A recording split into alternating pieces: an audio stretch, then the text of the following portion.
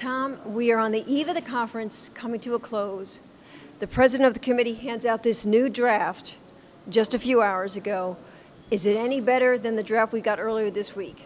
Well, I could say it's a little bit better, but there's still a lot of states very, very angry about it. It doesn't even come close to addressing our concerns. In fact, it has some language in there that makes it a little bit worse. In the preamble, and again, the preamble doesn't count, but in the preamble, they've managed to slip some language in there that says that states have the responsibility to regulate firearms. Well, I don't think that's really a case at all, and I don't like that language. I don't like language like that that kind of encourages the United Nations to continue down this road of gun control that they've done for so many years. And also, it's another indication of what the UN really wants to do, and that's erode our Second Amendment. It really is, and we just listened to Cuba, of all people in there, criticize the even weak provision that just mentions hunting and sport shooting in there. There's no mention of self-defense in there. They talk about some legal activities, hunting, sport shooting, antique collecting, that type of thing, but there's no mention of self-defense in there, so they still reject the idea of of the rights of the people and self-defense. So let's make clear. Civilian ownership is still in this treaty. Very much, very much. And the big controversy is over ammunition, Absolutely. but the big controversy should be over civilian ownership. So what I hear you saying is the same thing you were saying this afternoon, that the U.S. delegation is fighting more to keep ammunition out of the treaty than they are fighting to keep civilian ownership out of that treaty. That's what I was afraid of. And ammunition is pretty much out of the treaty. I would say it's 90% out of the treaty. The new draft. The new draft. There's only one slight reference to it in terms of export. This has created quite a controversy among a lot of states about the way that they've reacted or not reacted to states' desires.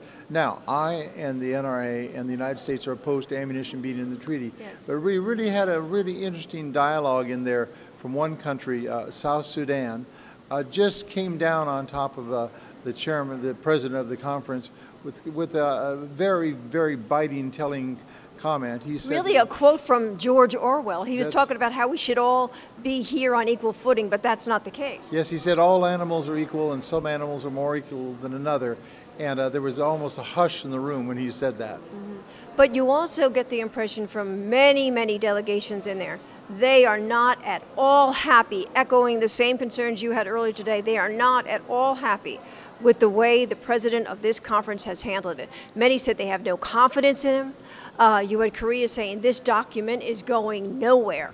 I hate to find myself agreeing with North Korea, but bringing a document out like this at this time with so little time to really look at it was really a terrible way to make public policy, to make law. We wouldn't put up with this in our legislatures or Congress. We wouldn't have a situation in which there would be actually no bill to even look at until the next to the last night.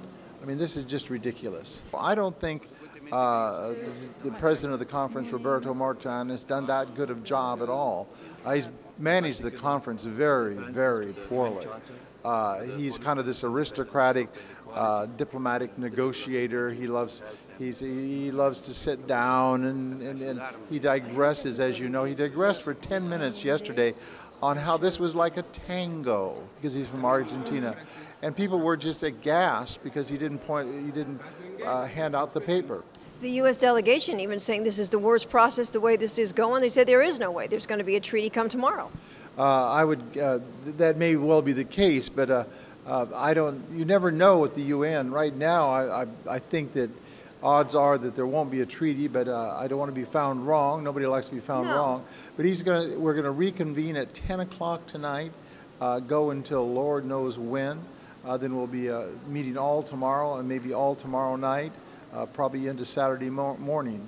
And when we say we don't really predict what happens, and that's true, but again, you had many of the countries saying, you know what, we don't like what you're doing here, Mr. President, referring to the head of the committee, and saying, you know, this is all about you wanting to get this treaty done. That's right. He is desperate to get a treaty out because it's his legacy, as it were, and diplomats like to have treaties with their name on them, and he's And the UN process is quite unique in the sense that the president of the conference has a great deal of ownership in it. And the way these things are written is that people submit proposals and then he kind of puts them together. It's a very clumsy process. It's not like there's a text and then amendments to the text, and those amendments are voted on or they go up and down. I've seen it done that way under a much better process once in Vienna, but this guy has done it in a very clumsy way. So when you look at this draft, is it something you would say to President Obama, don't sign it, even though we don't know what he would do? But I mean, are you so concerned about it that what's at stake is really an erosion of our freedoms here? Absolutely don't. Absolutely don't sign it. Mm-hmm. Alrighty, we'll see what happens tomorrow. You're going to be burning the late night oil, aren't you? Well, there'll be no glass of wine with dinner tonight. And Tom, on a sidebar, the anti-gun groups here have just put out, along with many other papers they've been handing out, this new paper which says, go for gold, not loopholes. And what they're basically doing is using the Olympic rings to make a political statement. And on the bottom they say, we can win a bulletproof arms trade treaty. And they're talking about arms and bullets, transfers and gifts, human rights over business contracts, global standards over national views. And isn't that a slap in the face to America? Absolutely. The national views is a reference to America. But again, this was distributed, and one of the NGOs said they actually contacted the Olympic Committee, say, take a look at what they're doing with your symbol right here at the UN. I know for a fact the Olympic Committee has no sense of humor about using their symbol. Well, they'll be upset when they see this one. Yeah. Well, maybe they need a good lawyer. But, you know, before I let you go, anything specific on transfers, anything new on them setting up a quote-unquote registration system?